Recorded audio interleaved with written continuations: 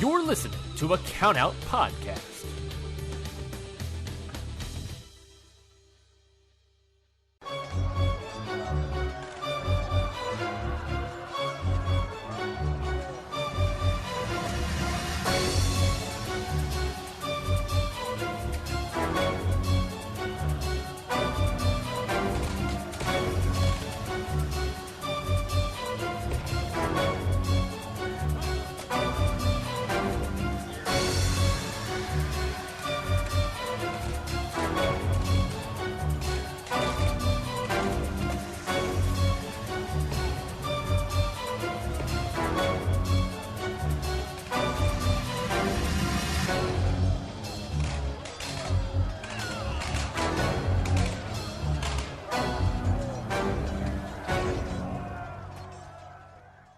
What is going on, everybody? Welcome back to another episode of Independent Waters. I am your host, Mikey Manfredi, and joining me, not as always, are two very special guests. Of course, we are starting off with our collective weekend review here at Independent Waters, the first of the bunch, and I, Mikey Manfredi, am joined by none other than Shawn Taggart from Pure here on the Countout Network. Hello, everyone. Happy to be here. Excited to be here. And, of course, Loren Rosenberg from Your Dose of Death, also from the Countout Network. Loren, how you doing? I am Gucci. You know, it is another day in the life. I cannot complain. Yeah. And we are going to be talking about a couple of shows today. We are going to be talking about Planet Death from the Collective, and we were going to be talking about BLP Norm. Two shows that were both pretty good, both late time slots. Two shows that got the unfortunate time slots, but I think both delivered nonetheless in their own ways. Why don't we get right into it? What show do we want to talk about first, gentlemen? I know we all watched both shows. Yes.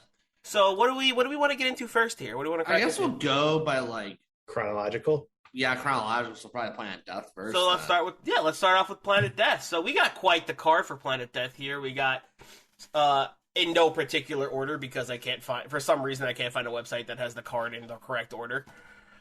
We got Sadika taking on Jimmy Lloyd, Hoodfoot versus Madman Pondo, Shane Mercer versus Neil Diamond Cutter, Sawyer Wreck versus Brandon Kirk, Cole Radrick versus Akira, and Slade versus Bam Sullivan. Is there any of these You literally matches? just read that in like the opposite or from main event to opener. Did I? I don't know. It's literally just like the website in front of me has it in this order. You just read that. Like, Yeah, I just read it backwards. Incredible. You beat the space-time continuum, Mikey. Okay? Oh, I'm just a god. It's just, listen, it just comes natural, all right? So obviously we're not going to go into detail about all these matches because we have a lot of wrestling to talk about. I do want to get your guys' general opinions on Planet Death, though. And, like, anything that stood out to you particularly. Lauren, I'll let you go first. Okay, that's fine. Yeah, Mr. YDOD, Mr. Deathmatch Podcast, start us off. I've had a lot on my mind with this show because as I've been telling Shawn, as I've been telling everyone in Countout, I kind of consider the show the quintessential tryout of the GCW Deathmatch division due to some internal movements. I'm not going to say what.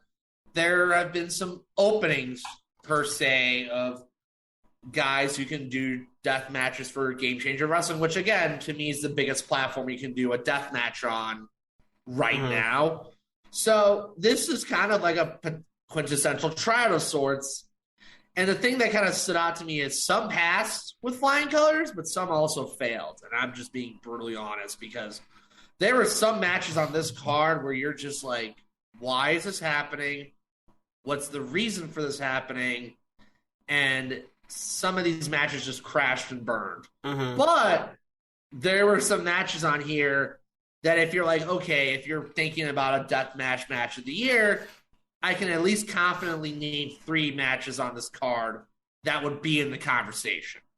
Okay. All right. I will say I was going into this pay-per-view, I guess I'm just going to call it because it's easiest. I was unaware of all the stipulations of each match. I had no idea. And then when they started announcing them, I was like, man, deathmatch wrestling has some of the funniest match names and they're all like so wild, like thumbtack kick pad light tube deathmatch. Everything you need to know is right there. You see nothing until you go to Japan and see the names of Stiff Snare. It's like they take the stiff names and like put on steroids. It's nuts. Yeah. Boards of Fuckery is also very good. That's a good one. I agree. So Shawn, what did you think about Planet Death? I think this was the perfect show for the time slot. I think a show like this, you get out the ghouls and ghosts that want to see something like this. It's not for everyone.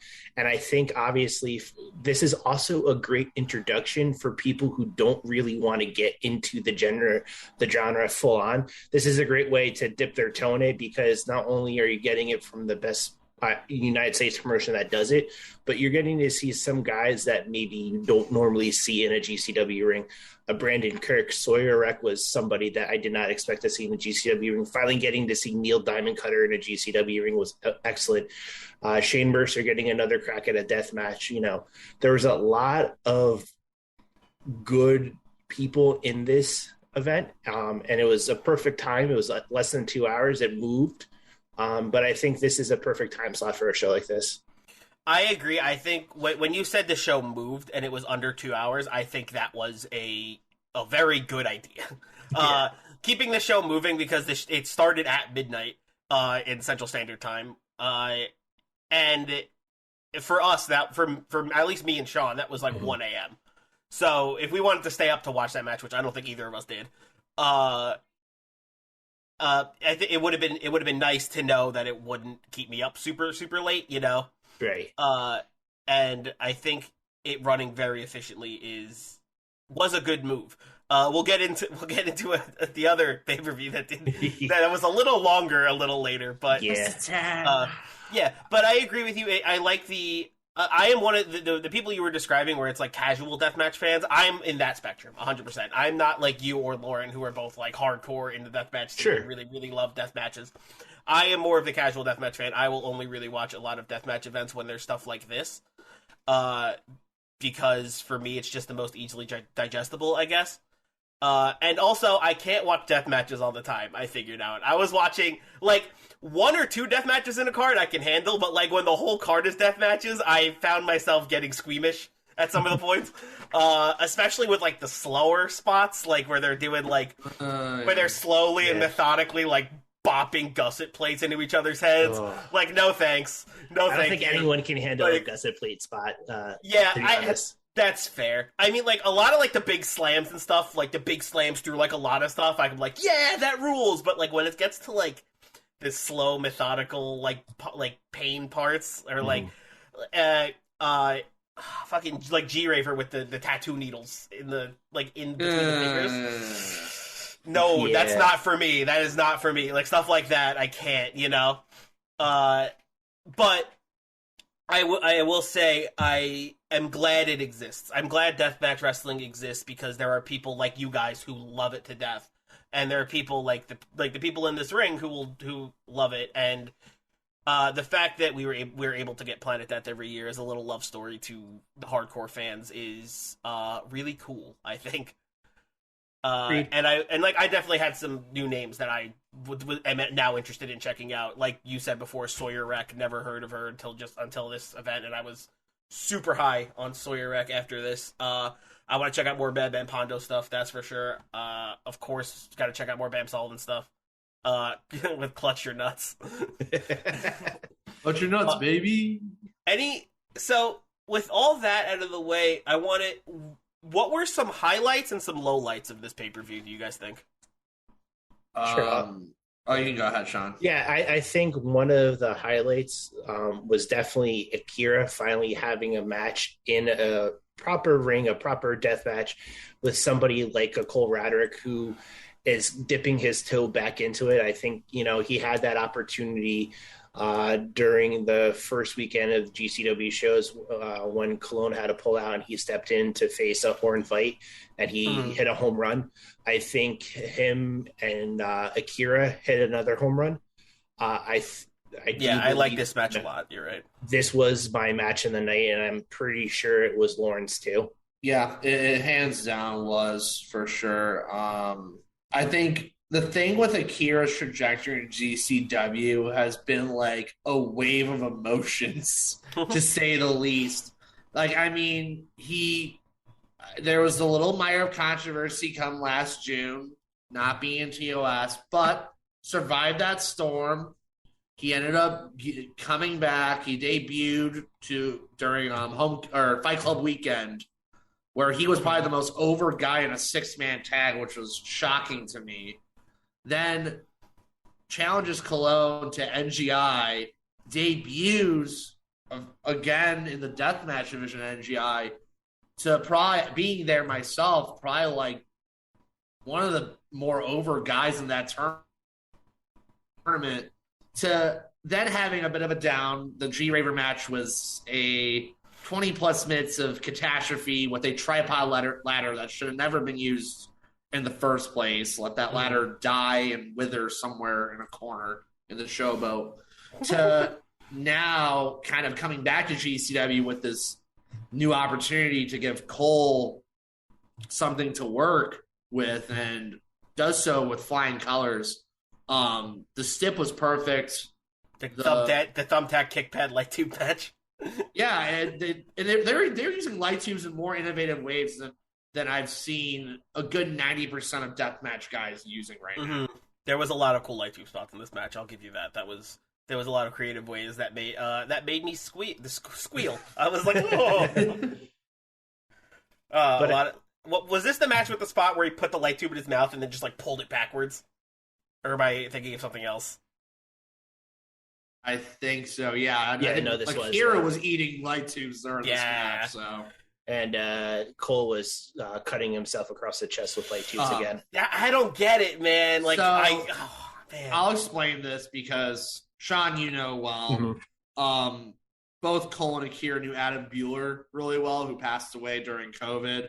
And that was one of Adam Bueller's staples, was that and Jun Kasai from Japan. That was like their big thing, was doing the light tube across the chest. So That was Cole Radrick's best imitation of Adam Bueller, who he knew very well. Okay. That is cool. I do like that a lot. I like that a lot more now, and less of like, he's like, why is he doing that? Why is he cutting himself? Stop it. Yeah, it's people they see that and they're like, oh, why did he do it? I'm like, oh, Adam Bueller did it first. I also don't get when they like break the light tubes over their head. It's like, what are you trying to prove? You're in a death match already. That's a big thing over in Japan, to show respect to the wrestler. Bash a light tube over your head? It's a sign of respect. Wow, there's a lot of things I'm learning today, thanks to you two. I'm glad you're the guests on this one for Planet Death, because I am learning so many new things and I'm enjoying it a lot. What else? So Cole Radrick Akira was a highlight for both of you, obviously. What else were some highlights? Another high. So like I just want to kind of put this out there, like the trajectory of the show. So Slade Bam was a serviceable Taipei death match. Like, we've seen Taipei death matches done everywhere. It's a step that got over first in America. If you look back to ECW, so like I remember it from TOS 666. That's where I remember that's where I saw my first Taipei with the glass on the knuckles. I didn't know that was a thing before that. Like, it's been done, and it's been replicated 50 bazillion times to this point, because it's simple to do. It's just the glass on the taped knuckles and all that. Like, this was a serviceable little Gorilla Glue. Yeah, a nice little glue gun, the whole 9 yards. So like Bam versus Slade was good because it had a story to it, which sometimes goes neglected. But really, the most interesting part of this show is, like, if you talk about shows that had a second gear, the second gear came after the opener, and the next 3 matches were really the best matches on this show. And I was like, you really hit a second gear here with these 3 matches. And I kind of wish these 3, with like Akira Cole, Neil Diamond Cutter, Shane Mercer, and Sawyer Rick Kirk, were all like near the end of the show. Because then you'd really leave everyone satisfied. Like, oh, we really got a great momentum here. But they started hot. They started really hot.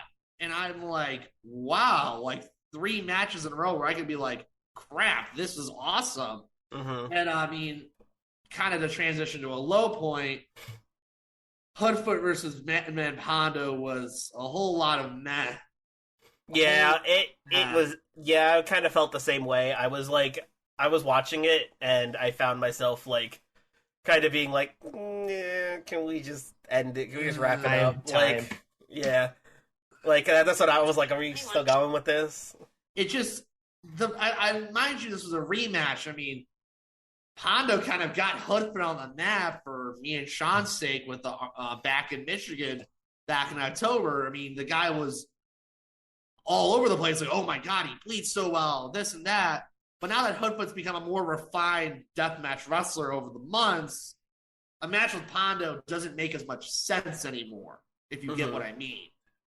Right, and this match was originally going to be Hoodfoot versus Reed Bentley. Obviously, Reed had to pull out due to, work situation.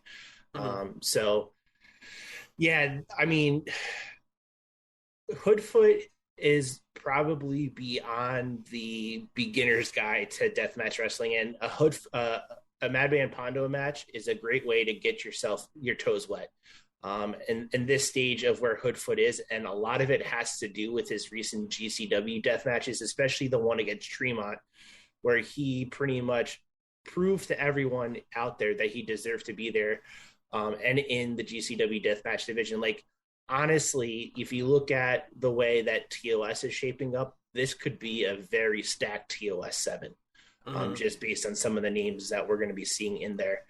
I feel as if, too, like, people are expecting the thick blood from Hoodfoot, but he's more of a bleeder now, so it's not, that thick crimson mask over his face as what we saw when he first started. So, like, there's that. But to go back to a high point real quick, I mean, I've watched Sawyer Wreck in No Peace Underground in the no ring deathmatch scene.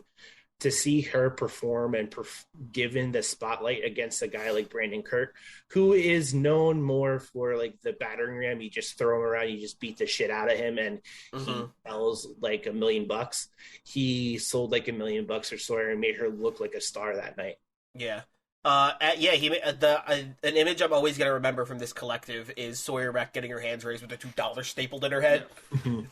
That was really good. The dollars that Brandon Kirk stole out of the ref's pocket. No, so I've been super high on Sawyer as well. I mean, yeah, as Shawn said, a lot of us watched her kind of grow in No Peace. She's been there for a while. And again, I think No Peace gets flack because it's a no-ring promotion. They kind of started the whole no-ring deathmatch craze, and it's kind of skyrocketed in 2022. But the good chunk of people who worked at No Peace, you see them out working the rings elsewhere. And Sawyer's a really good testament to that. And again, I mean, she's tall, she's intimidating. She can do almost universally anything. It's crazy how good she's gotten. And I mean, this is a very slow, methodical paced match. It was not like your super junior heavyweight death match. It was like, and this is where I figured out that I was like, oh, the slow spots are what gets me. Like, because this match was slower and more methodical paced and less like gusset plates, crazy slam spots. The gusset plates on the arms, that I've seen them on the head, I've seen them on the back, but on the arm, Brandon Kirk is a trooper for taking those. Dude, I had no idea what, honestly, before death matches, I had no idea what the hell a gusset plate was, and I looked one up, and I was like, that's what's going into their arm? Are you kidding me? That's what they're just hammering into each other? God, man. It is wild, the pain tolerance these people have.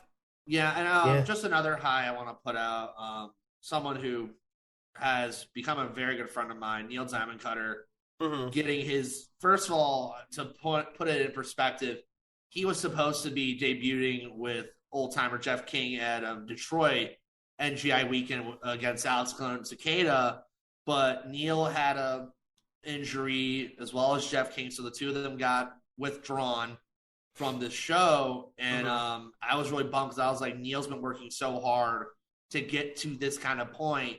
He's, as MLJ announced, the original Prince of the Death Match. He won 2021 Insane 8 last year. I was proud enough to be there. And now being here at GCW, against a guy who he's very familiar with in Shane Mercer, put on a great match, a great first time. If you've never seen Neil Diamond Cutter, a very good first timer match with Shane Mercer. I mean, Mercer, there's not much else you can say about him. He's basically he's Shane Mercer. He's going to throw you around and carry you up a ladder. The fact that he just put him on his shoulders and just just strolled up a ladder. No, it's like Shane Mercer is not a human being. Shane Mercer is not a real person. And remember, Shane Mercer is that dude that carried a whole bleacher on his back. Yeah, a couple years ago. In Summit Park, he carried a whole set of bleachers against Jake Atlas and a bunch of other people. And fucking crazy. I remember seeing that clip through a friend of mine, and I'm like, that's got to be gimmicks. I thought it was BS. I thought it was and they're like, no, he's just that big. It's just that strong. If you've ever met him, that's a guy I've met in person where I'm like, okay, he's the real deal. It's not BS or gimmicks. He legit is an Olympic level power lifter. Right. And I think it was a good introduction for Neil too. Neil is a very good underdog coming back from behind wrestler. And I think putting him in the ring with Shane, who just will ragdoll him around. Yeah. This was a good showing for Neil and a well-deserved showing for Neil, who, for a while was forgotten about. Let's be real. People forgot about him. And then he had that resurgence during COVID year with ICW and the ICW. Yeah. Mm-hmm. So, I mean, he's redefining himself and refining his career, and it's paid dividends. Yeah, I was very happy with that. I mean, it takes two to tango, they say in professional wrestling. And I mean, for as good as Shane Mercer is, Neil Diamond Cutter is a great dance partner in himself. And also, who doesn't love Sweet Caroline at that was past so midnight? Good. It's like, I said it to a friend, I was like, you're at the bar past midnight, but there's glass flying around and you're hearing Sweet Caroline in the PA system. I feel like a lot of watching this is for later in the week, but watching also the clusterfuck, it made me realize that a lot of GCW wrestlers theme songs are just straight off the playlist, songs that make white people go crazy. I mean, true. I'm not gonna lie. Yeah, not gonna lie there either. And it's all very good. I was actually jamming to I found a playlist on Spotify that's just a bunch of GCW theme songs, and I was jamming to it. I think I saw that playlist somewhere. I gotta look that up again. There was two. One of them didn't have Goodbye Yellow Brick Road, and I was like, this playlist is garbage. This is not a real playlist. Get this out of here. But it's a good playlist. It has it has the classics, I do want to go to a low point. And I was actually about to transition because we were talking very highly about this show. So, I was actually about to transition into some of the lower points. A low point that I had, and I think Shawn can agree with me, is every time I see a Jimmy Lloyd GCW main event, and I mean no disrespect to Jimmy, half the time I feel uninspired. Are you trying to fuck with a different boy?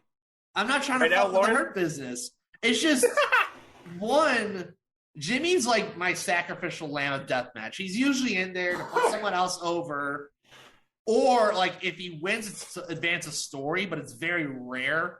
So he's making everyone else look good. But he's making Sadiqa, of all people, try to look good. Which, by the way, I have lost zero interest in Sadiqa. I would say I am gonna need some background on Sadiqa. Because I'm gonna be real. I knew nothing about Sadiqa going into the show. She's a coked up bear. All right, that's all I needed. Great. John Wayne Murdoch. Yeah, John Wayne Murdoch coined the term after working her several times. Where one, we should mention that she has been notorious for injuring her opponents. Two. Yeah, she's notoriously shot at her opponents, and it's this whole mystique of be aware of Sadiqa. Where in America, it's just kind of you're being a douche. It's hard to replicate that mystique in America because everyone's stop injuring people. Yeah, and she's just done some things where it's just bizarre, and her run in GCW has been a roller coaster. It's been bizarre, to say the least. I mean, the Schlack match where she asked for a translator and is like, I want a rematch with Schlack. And everyone's like, oh, yeah. And then, like, Schlack's like, screw this. I'm leaving. she is Deathmatch Hogan. Like, she must get the last say. She must pose regardless if she wins or loses. She must have the final word in everything. I've noticed, especially with her GCW run, like, it's a very weird run. This started, I think, some of the injuries creeping up back on Gage after he had a brutal death match with her up in Houston last year. And then that was rough. Then she had the Schlack match, which was crazy and a little absurd at the same time. And then you go into this match, and I mean, she does what she wants, and it kind of takes away, and it took Jimmy out of this match because he didn't know how to contain and control her at points because she's just doing what she needs to do. I think the ironic part is, like, her and Jimmy worked together before, but it was in like a steel cage match with like two other people.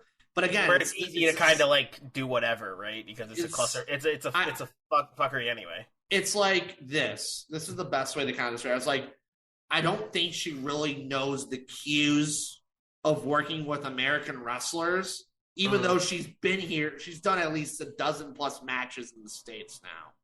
And again, coming from Mexico, coming from Zona 23, she had this whole mystique about her. Like, oh yeah, she goes crazy. She does all this nuts stuff. She's like DDT'd someone through a car, the car's like front window or whatever, because Zona 23. And it's like, now it's like the mystique is absolutely weared off. And I just do not care to see her in a GCW ring again. I'm just sorry. I'm sorry. Yeah, like this weekend being my only exposure to Sadika. I think I saw her twice this weekend. I watched World of Lucha. World of Lucha, yeah. I didn't get the hype. Like, I was just like, she's fine. Like, that match against Pagano is also peak Sadika. Yeah, and I will say this, like, that match showed Pagano was leagues above her. Like, Pagano understands how to work the deathmatch style, and yet I kind of wish Pagano was on Planet Death instead of Sadika, because at least Pagano, we could get some awesome matches out of him. I love Pagano.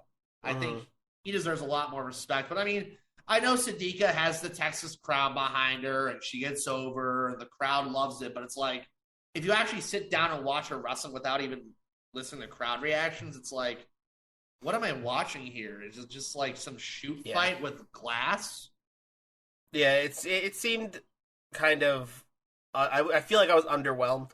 I guess because I didn't know like the mystique and the history behind Sadika, so I was kind of going in blind. And since I went in blind, I was like, her match just kind of fell flat for me this week or this weekend, I guess.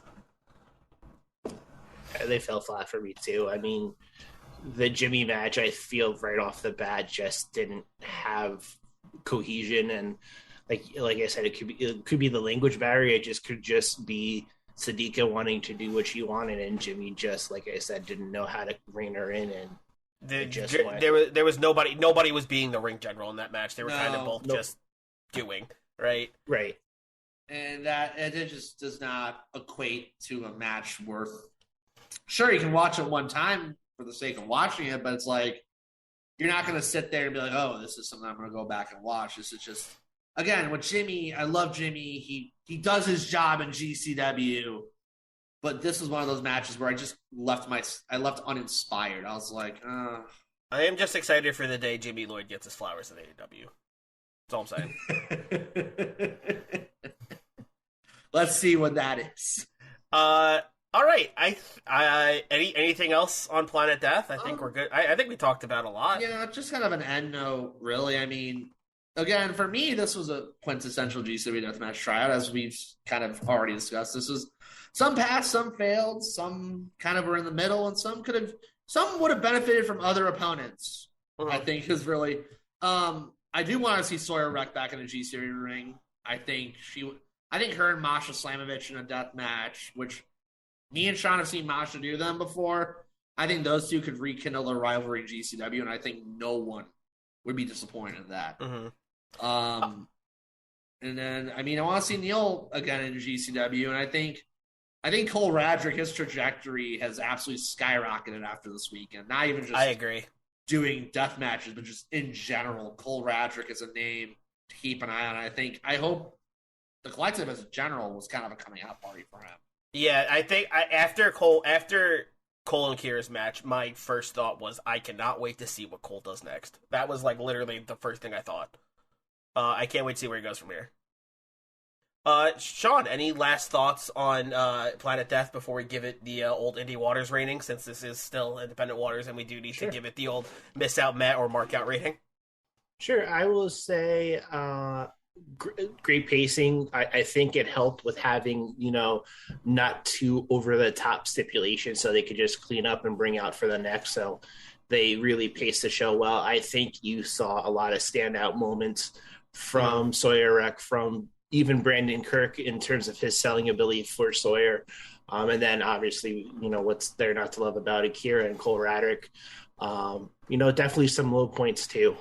I feel like some misses definitely in the final two matches of the show. But that middle third was something really else. Good. All right, so if we could give this whole pay-per-view a rating, what would you give it a rating based on the Independent Waters scale? Can we get a reclarification on the scale again? Just miss out, bad, terrible, don't watch it. Matt, good, not bad. You should go check it out. Mark out, fucking amazing, awesome, thrilling, 10 out of 10, 6 stars, that. But me and Zach have been doing kind of like also high meh and low meh, between like it being like okay, but on the better side, and okay, but on the worse side, I'd say a high meh. I think it's definitely a show to definitely. The first 4 matches definitely were serviceable. And, I mean, again, the opener, it's a Taipei death match. It's been done. And this one had a story to it, which, again, is sometimes hard to come by.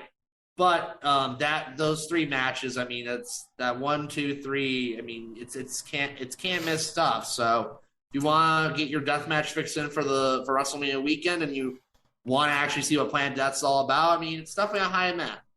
Shawn? I'll go with a high med too. It's a great introduction to deathmatch for those who aren't heavily, in the deathmatch scene or watching a lot of deathmatch. I think it's a good starting point if people are curious.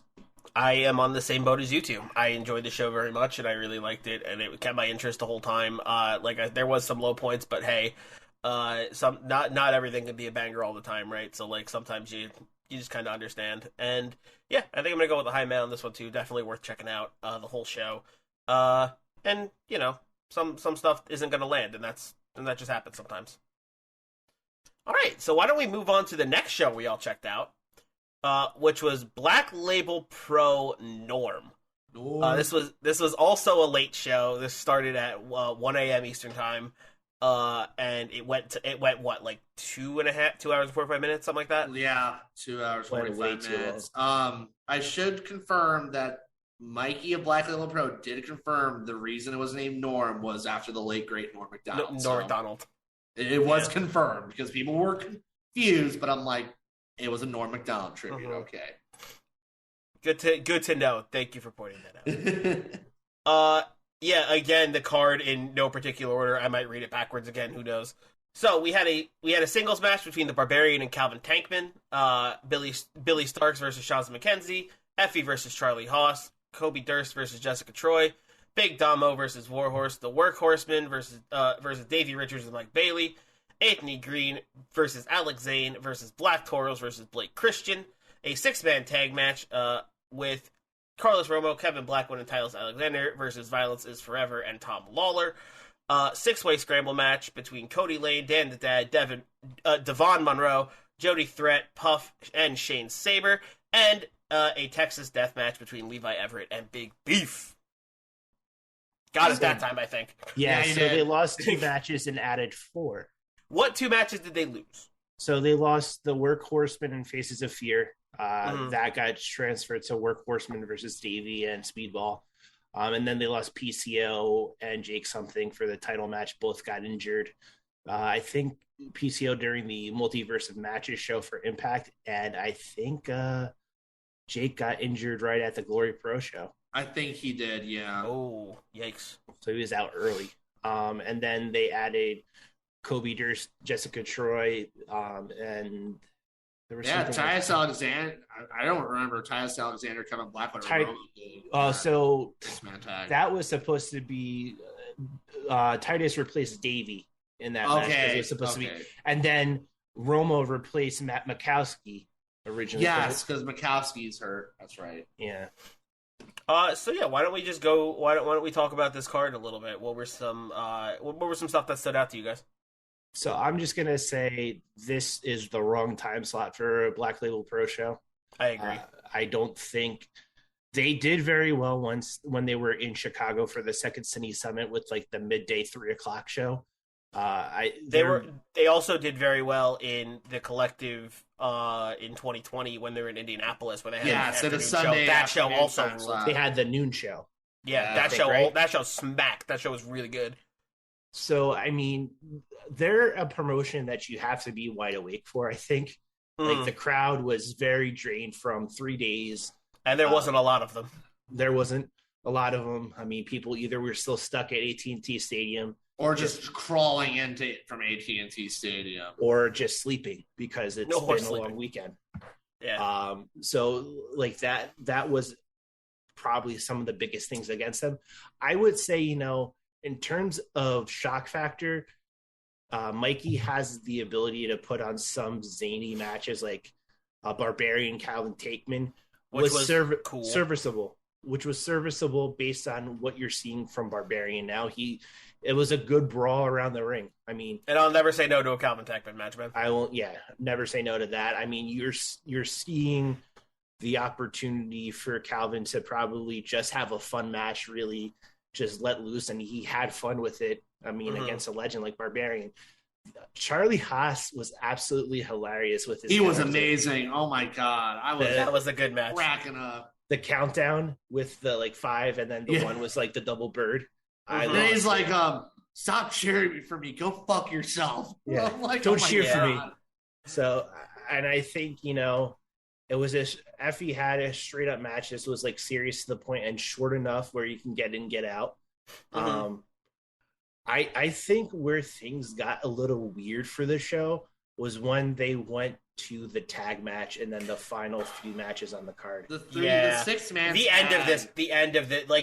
I agree with you. The end of this card, I was watching this maybe at 5 p.m, and I was still just by the end of the card, I was but around the tag match.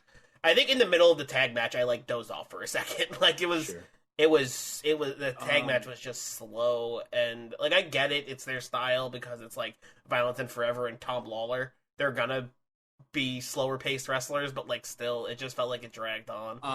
This was kind of a story of two different halves of the show. I mean, looking at this card, Barbarian Tankman was a ton of fun. Billy Starks being a heel is still kind of weird to me.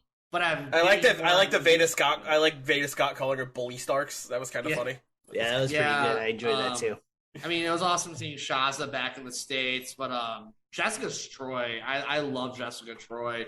Oh, seeing Jessica Troy on this card was a wonderful surprise.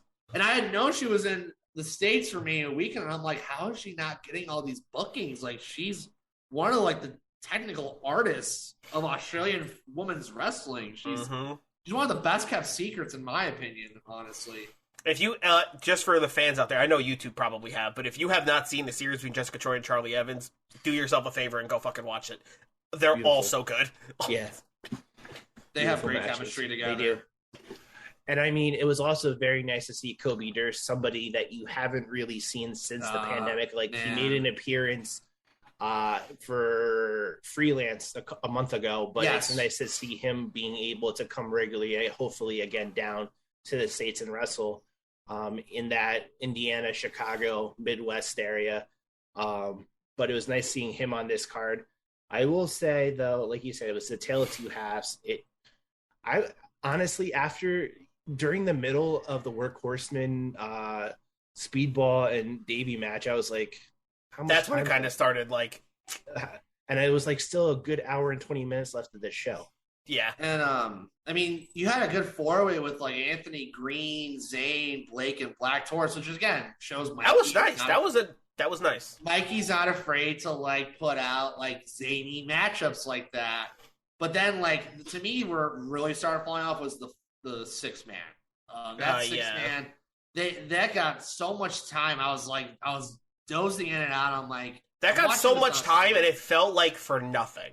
Like there was no wild. It felt like there was no wild spots they were trying to make time for, or any big crazy. It just felt like it could have been 5 minutes shorter, and it would have been the exact same match. You think about it too, and Veda mentioned on commentary, it looked like both Ku and Dom were just not really excited about this. No.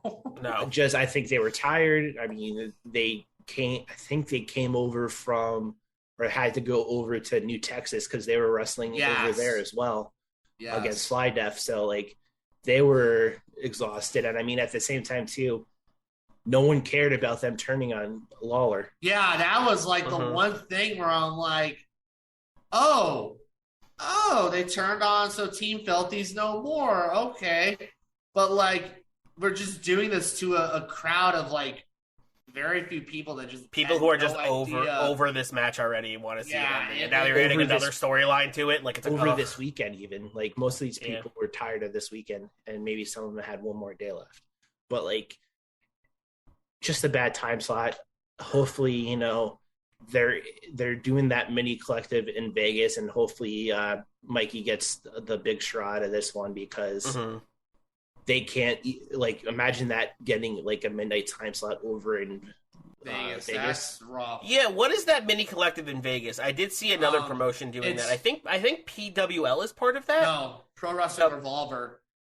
PWL is doing something in Vegas soon, I remember. It's Revolver, GCW, and Black Label. And I believe are the Future three. Stars of Wrestling. And Future Stars, so it's those 4. And Revolver, I mean, that's Sami Callihan's promotion. They've come back post-COVID, and they've looked very good in the shows they've done so far. I mean, if you see the next show they have coming up, I mean, it looks like a hell of a show.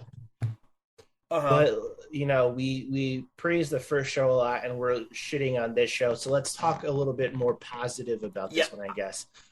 Good call. I was about to say the same thing. Let's talk some highlights of Norm, because I don't think it was all bad. No, it wasn't. Billy's progression as a heel, I think, and I don't think it's so much of her being a heel. I just think it's her wanting to be taken more seriously now. That makes sense. She put it out there before the collective that her goal next year is to be in Bloodsport. Ooh. Josh Barnett saw that and said, "I'll keep an eye on you, kid." Now she's trying to do whatever it takes to get into something like a Bloodsport, and she wants to be taken a little bit more seriously. She doesn't want to be the kid anymore. Mm-hmm. She wants, she'll be 18 soon. I mean, this type of thing, this is important to her. She's continuing her development. And I've said this on, previous and even in conversations, Billy from the collective 2021 to the end of the year, 2 totally different wrestlers. Mm-hmm. And even looking at her starting in 2022, she emotes better. She sells better. She locks up better. She does all these little things better that, I don't think she was doing well yet. I mean, obviously she was still very young, but she's picking it up rather quickly.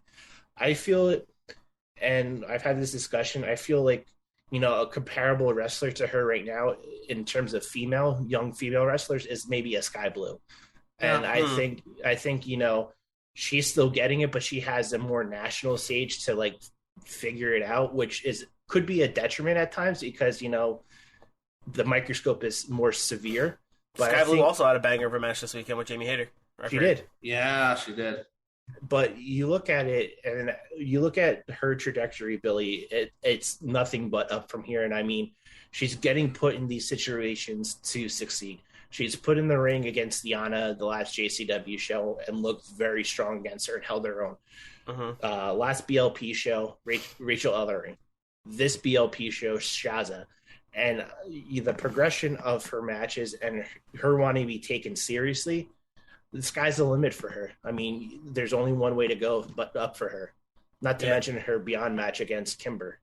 Yes. I was going to say, I echo all the sentiment with Billy. I mean, it feels weird because we've kind of adopted her here in the Midwest. Like she's kind of like the new Midwest quintessential pro wrestling woman. Because I've seen her almost everywhere, BLP, Warrior, Freelance. I see her everywhere these days.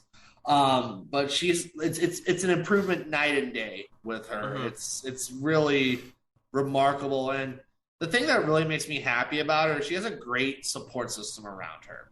We've seen the stories of younger wrestlers, and sometimes things go sideways because sometimes it's just not a good support system. Mm-hmm. She has like the best support system. Shout out to Mouse, who's like the absolute coolest guy. The whole Big Starks brand thing, which has grown into a whole thing. Which it is wild to me how big Starks brand is now. It's crazy.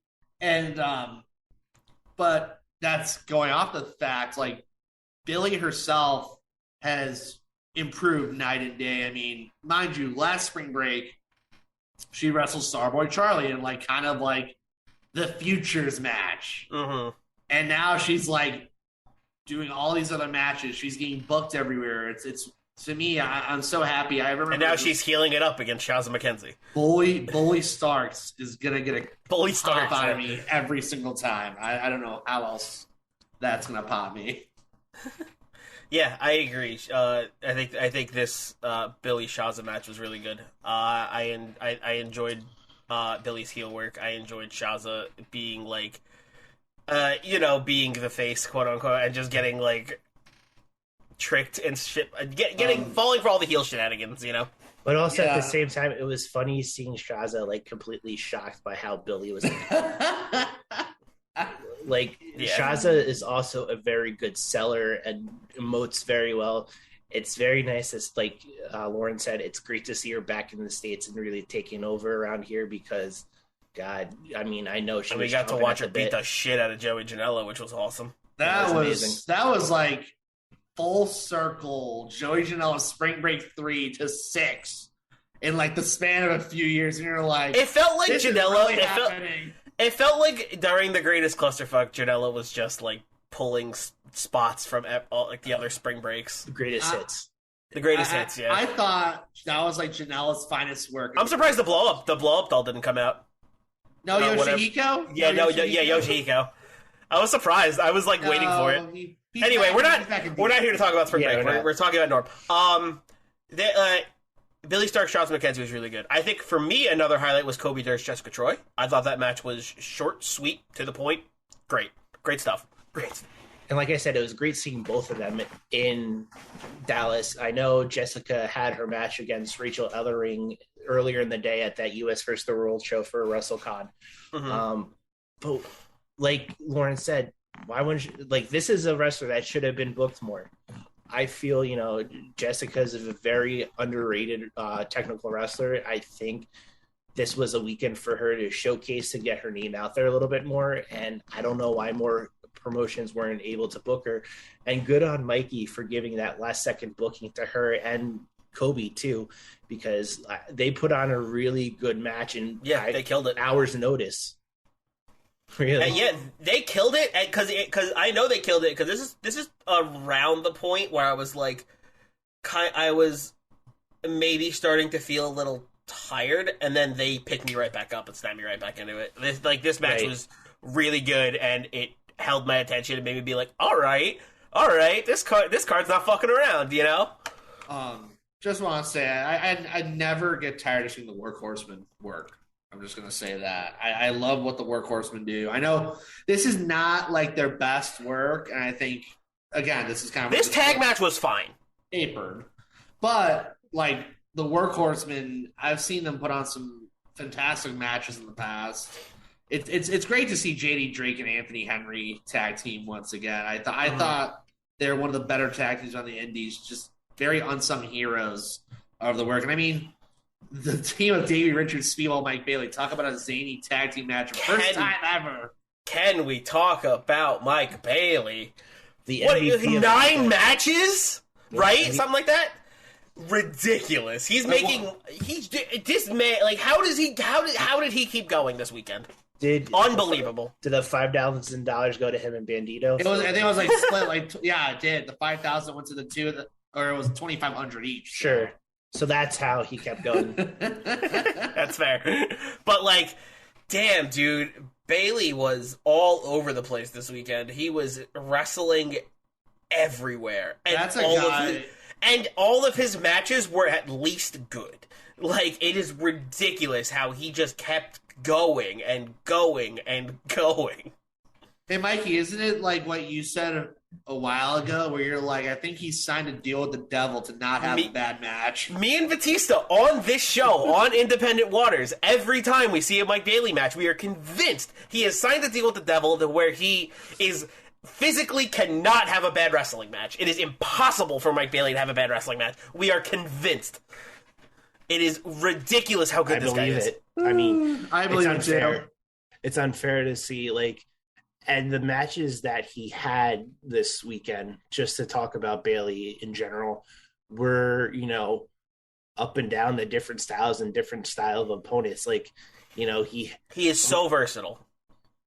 I'm disappointed that we didn't get the PCO match because I think that would have been just insane. Just that would have some been of the crazy spots between the both of them and what he could have done with PCO.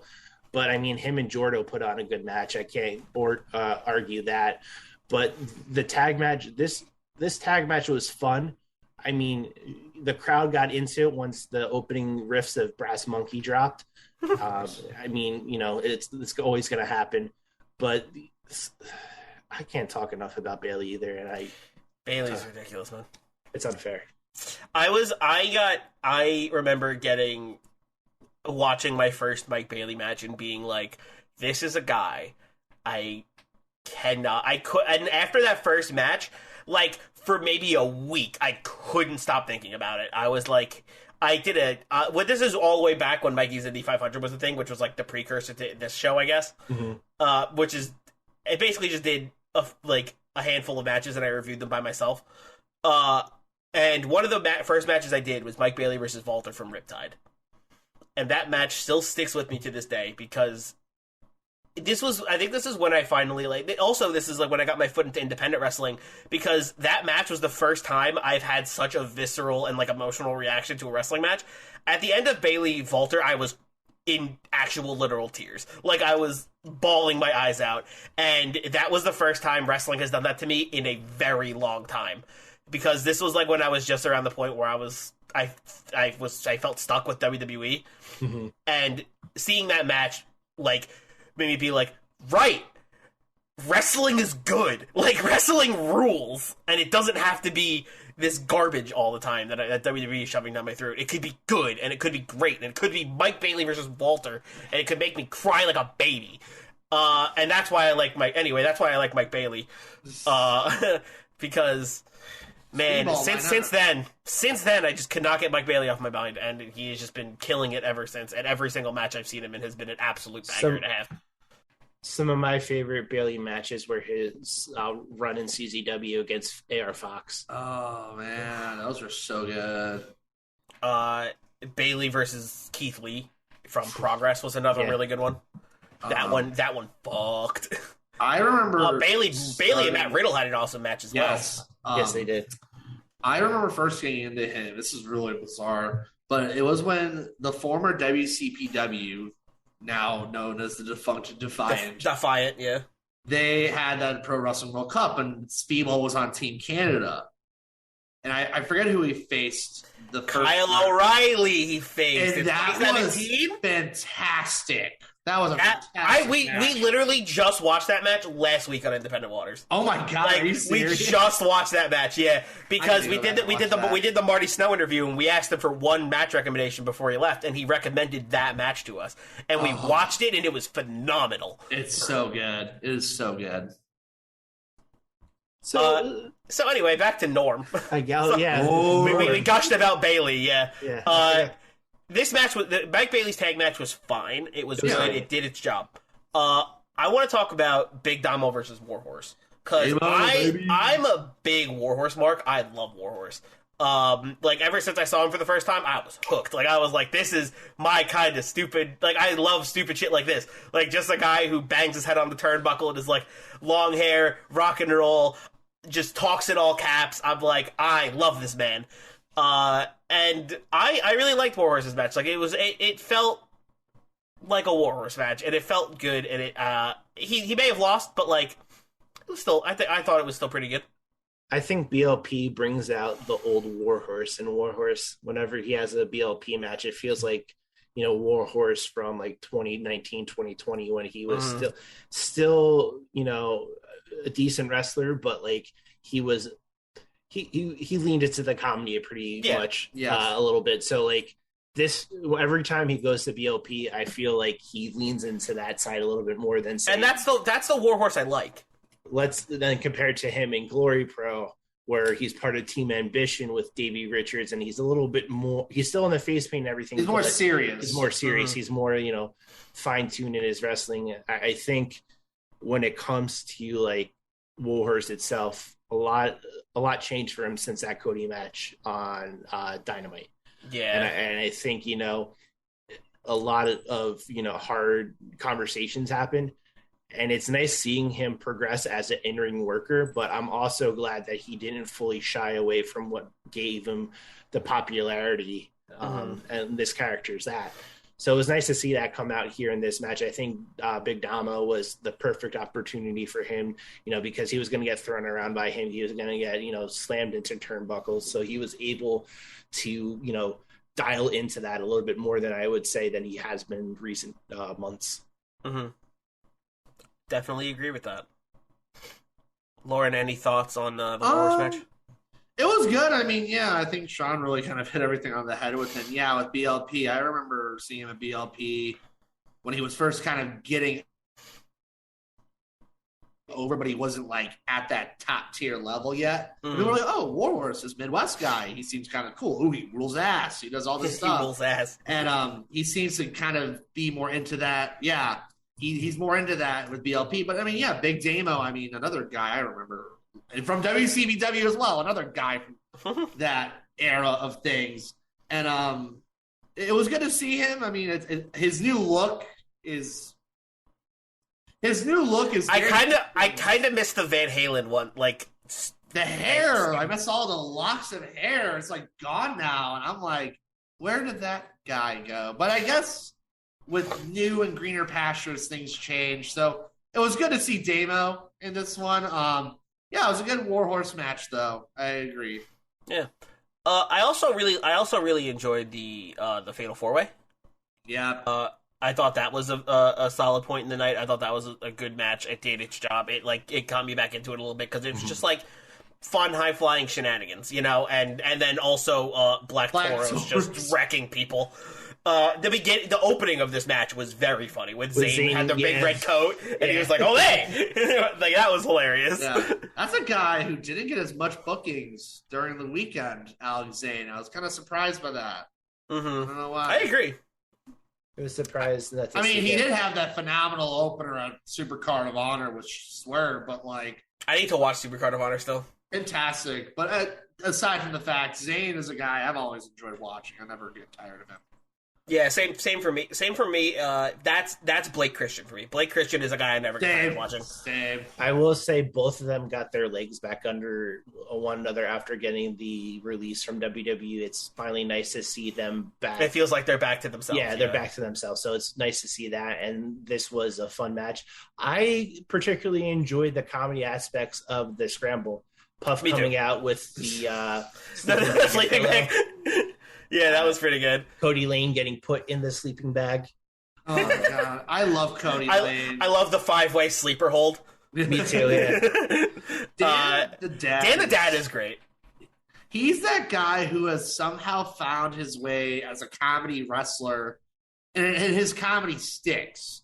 Because you've seen comedy wrestlers come and go, and in the modern era, you don't really see an emphasis on that. But Dan the Dad has somehow kept it fresh. I was going to recommend the Glory Pro match. Well, because dad humor and stuff like that is at an all-time high now. Like dad, think about the popularity of the dad bod. Thanks very much, by the way. I needed that self-esteem boost. And think about how people are like groaning about dad jokes all the time, right? Like Dan the dad saw that and was like, got it. And that's where he went, and that's where he stuck, and that's where he succeeded, because that's where he saw that all that stuff is popular, and he went for it, and he's become great at being wrestling's dad. Ethan Page would like to have a word with you because he claims that he came up with it for him. Wait, who was it? Yeah, Ethan Page. Oh yeah, I've heard that story. He had a match in BLP for the rights to Dan the Dad's character back. Yes, that's right. I didn't know that. That's funny. I was gonna say the other Dan the Dad match. I don't know if anyone's covering Glory. Actually, the How to Talk to Your Friend About Wrestling ladies are talking about. Yeah. Zach and How to Talk to Your Friends About Wrestling are in that show. They're probably going to talk about the Cody Lane Dan the Dad match, which I thought was the best match of that show. Just going to say that. Mm-hmm. It was lighthearted and exciting, so yeah. Yeah, speaking of Zach, I forgot to mention, obviously he's not here, because bummer. Just real, I was gonna throw it in the beginning and then I completely forgot. Zach the Invisible Man for a hot second. So the reason Zach's not here is because, we decided that we would split up, we had a lot of guests, and a lot of guests wanted to watch a lot of different wrestling shows, and me and Zach didn't think we were going to be able to watch, I think it was 8 or 10 shows that everyone wanted to watch all together. Mm-hmm. So we were like, here's what we're going to do. Let's split it up a little bit. So Zach took a handful of shows, I took some shows, and then we're going to do an episode together later in the week. Go check out Zach's episode, which is coming out on Friday. And then the one with the normal Indie Waters crew, me and Zach, will be back on Sunday to talk about a few other shows. But we'll get to that later. Let's finish talking about Norm. What did we think about the main event? It was fine. Fine. I mean, I think I'm glad I'm not the only one who thought. I'm not gonna lie. I have only seen Levi Everett in comedy matches, so when they were like, yeah, Levi Everett's here and he's in a Texas death match, I was like, what the fuck are you talking about? Yeah, they treat Levi a little bit more seriously in BLP, which is very odd to me because AIW, GCW, he's more in scrambles, multi-man matches, and then you have him in churning the butter, and then he shows up, does his spots, and leaves. This was interesting, and he's not a bad wrestler in any means. It just didn't feel right seeing him do all this. It felt it felt weird. Dirty. It was like, damn, this. At points, I was like, okay, this match is getting intense, and then I would look at Levi Everett and be like, oh yeah, there's just a random Amish guy in the ring. Known as Levi Everett. A man knows Levi Everett. Yeah, I don't know. I kind of part of me wishes he would just get some gear. That's not his. I mean, he has his gear. I don't know what you're trying to say. Yeah, I was gonna say. You got me there. You got me there. You know what I mean. You know what I mean. No, I wish for bigger matches like this. He had an actual gear. The funniest thing about this match in particular, this is 3 or 4 years in the making because Beef really? Yeah, Beef with the help of Mickey Knuckles attacked. Oh my God! Levi Everett after a match, I think they were tagging. They lost. Mickey came out and told Beef to attack him, and Beef did, and then nothing happened. Wild. Yeah, no, literally, nothing. It was 2 years in the making. Okay, yeah. And then nothing happened. Is what it was during got COVID. Me. It was during COVID. Mickey Knuckles made a random appearance at Black Label to the pop of very little. And it's oh yeah, there's this rivalry, and it's oh, we're gonna do a Texas death match, and I'm like, 2 years later, this one to settle it all. 2 years later, and of course, Levi Everett did end up winning. Good for him. I mean, I'm happy the two of them got this main event. I mean, again, story. Cool. It felt, I will say, as the main event, it felt weird to me. As the main event, it felt weird, but you lost your title match.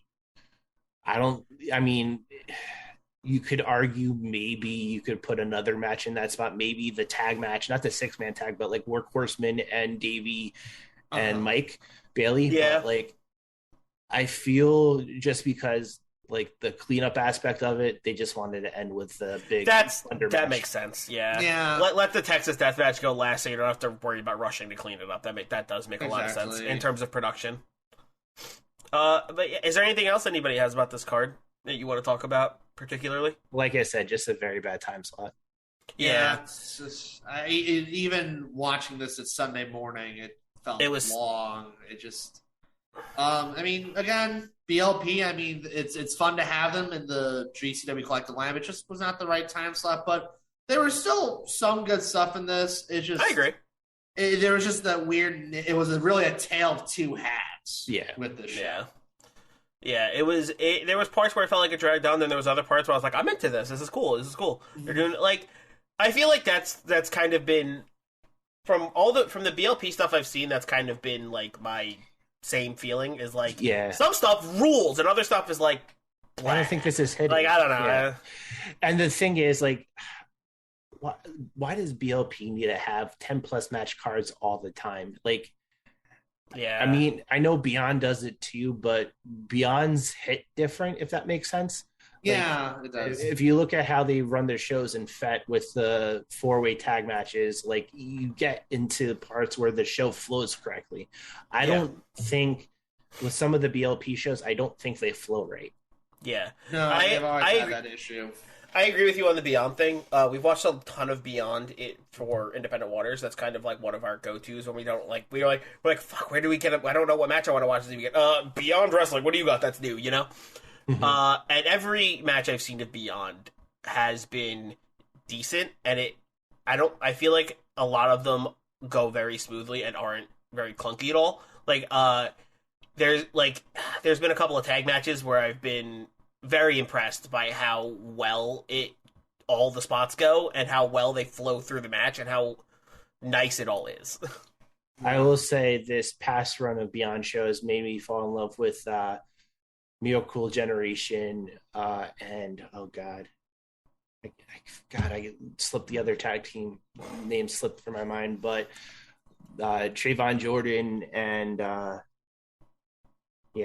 I forget their tag name. I wish I could help you, but I didn't see the most recent stuff. I'm sorry. No, that's fair. So yeah, while you're looking that up, Loren, you want to give me your rating for BLP Norm? Low, man. Low, man. It's just, again, tale of two halves. I mean, the first half of the show definitely was more attention grabbing. But again, it's just tapered off and then it just kind of sunk a little bit. But again, there's highs, there's lows, there's stuff that'll stick, there's stuff that won't.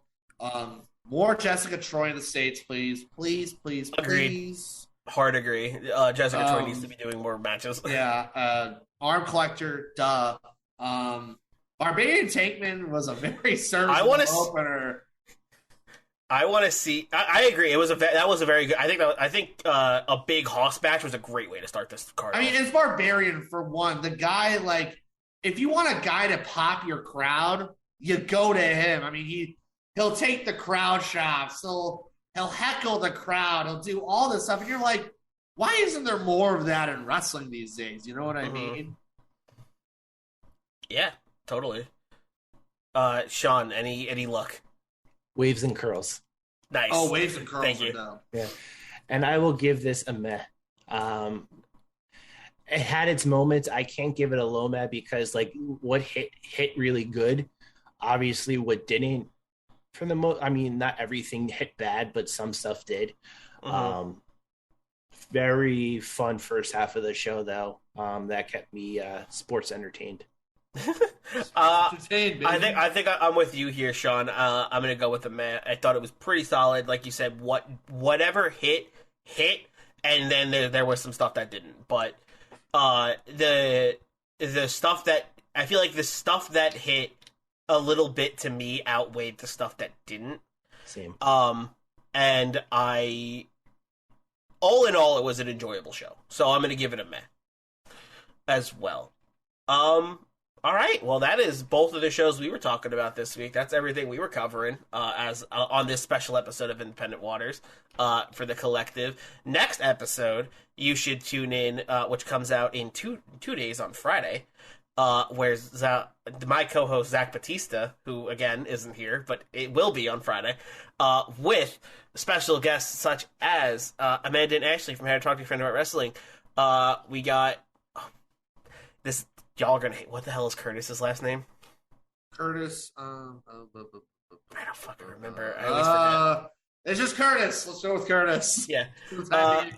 Amanda and Ashley from How to Talk to Your Friend About Wrestling. Curtis from Okada Shorts here on the Count Out Network, and Ryan Knightsey. Duh. I was like, who is Zach Batista's third guest? I can't remember. Curtis Spears. Curtis Spears. Thank you. And of course, Zach's other guest is none other than Ryan Knightsey, and they're going to be talking about Glory Pro, Bloodsport 8, and For the Culture. And For the Culture. Thank you. Wow, I'm so glad you know this better than I do. But yeah, they're going to be talking about those three shows. So if you want to go hear what those three shows are all about, check out the next episode coming out on Friday. And on Sunday, me and Zach are going to be back to normal with just us, and we are going to be talking about some of the shows we want to check out from the collective: The World on Lucha, Big Gay Brunch, and Spring Break. So go check that out on Sunday and stick with us all week for more collective coverage and fun reviews. Anything? All right. So let's get to the plugs now that mine are out of the way. Shawn, what do you got?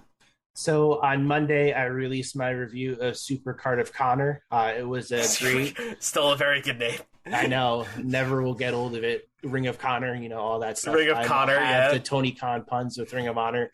I talked about that show. And then yesterday, I was part of Hot Shakes and Hand Dogs on the Mr. Warren Hayes YouTube channel. I'm sorry. Can you run that back? Yeah, Hot Shakes and Hand Dogs. Incredible. So we talked about a little bit more of our favorite moments from all of WrestleMania weekend on the independent scene, not just the collective. So check that out. Plus, I might have an article on some must-watch matches from Media Weekend, collective especially. Which you can find on countoutpod.com. Yes, you can. Loren, what do you got? So, Your Dose of Death podcast. I'm going to be kind of doing like an introspective of all the death matches that happened during Mania week. I know we did talk about Planet Death. Knowing after the schedule we just talked about earlier, it's kind of weird. I feel like it's weird that we're plugging Your Dose of Death that also came out today. But like, I'm not saying don't plug it. I just think it's funny. But there is bigger news. I know if any of you saw my Twitter, I have been in negotiations for a co-host of Your Dose of Death. Right? We did have some talks about that. We're not going to reveal it yet. Talks in negotiations. We're going to give them a nice Cody Rhodes-esque WrestleMania return. Or I should say entrance of sorts with pyro and all that. But anyways. Is that in the budget? Yes. Budget.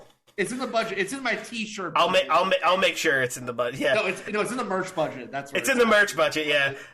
But anyways, I'm really excited for you guys for me to reveal my co-host soon enough. Next Year Dose of Death episode, along with Planet Death, I'm gonna be kind of doing like a review of all the other death matches. There were some good ones. Again, Mania weekend, there was a lot going on, and just happy that it was a substantial amount of crowds this time around. And also just make sure if you want to pick up merch, go to Deathmatch Worldwide, and also be on the lookout for a potential new merch design. Wink, wink. Wink, wink. Yes. So obviously, go check out what everyone's doing. Lauren's YDUD episode should have dropped with this one if I did everything correctly. And of course, Shawn's stuff should already be out. So go check all that stuff out, and go keep listening to Independent Waters for the rest of this week. We got a lot of episodes coming. We got more GCW Collective to talk about, and more special guests to welcome onto the show. So don't go away. Stick around. This is weird doing the sign off without Zach.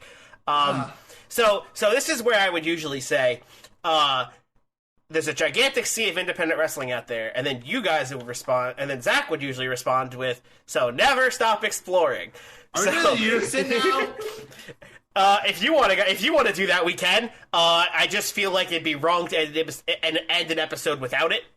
So, with all the things out of the way, remember, there's a gigantic sea of independent wrestling out there. And never stop exploring. Nailed it. Bye, everyone.